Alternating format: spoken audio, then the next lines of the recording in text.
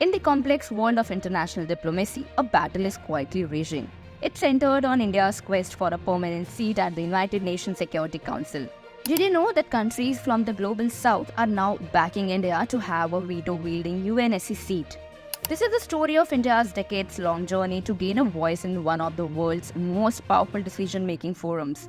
Recent events have brought India's cause to the forefront. But will China continue to oppose India's rise on the global stage?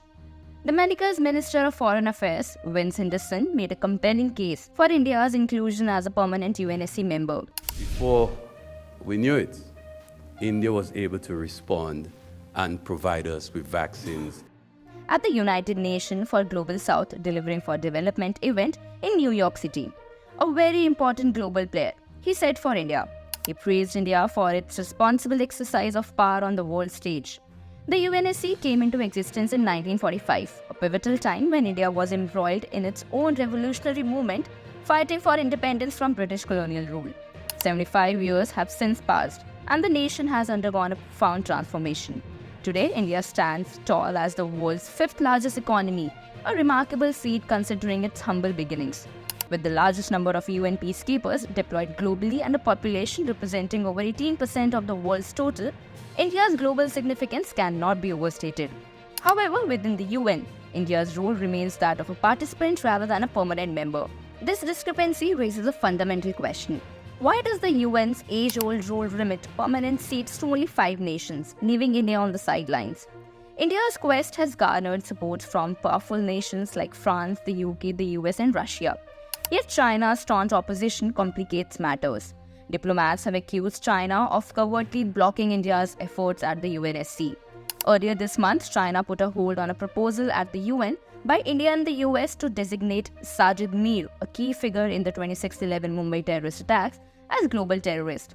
Despite China's opposition, it finds itself increasingly isolated within the UNSC, as around 13 to 14 members nations continue to support India's aspirations.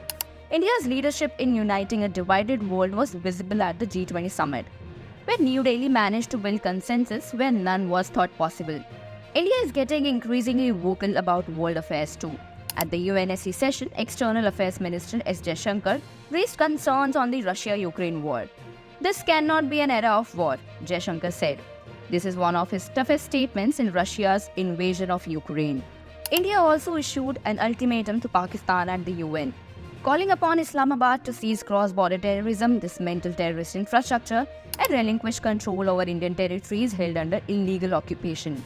Pakistan once again ranked Kashmir at the UN, but there were no takers for its propaganda apart from its ally Turkey. Why does India deserve a permanent seat in the UNSC? India's case for a permanent UNSC seat rests on the growing influence and responsibilities in the global south. It's not just about representing 140 crore citizens. India boasts the world's largest diaspora, with over 1.8 crores Indians residing across the globe. In 2021, Indian citizens sent home around $89 billion in remittances. That's equal to what the Filipinos, the French, the Germans have sent home in remittances combined. The nation's role in advocating for a new international economic order and reforming international organizations also underscores its commitment to global welfare.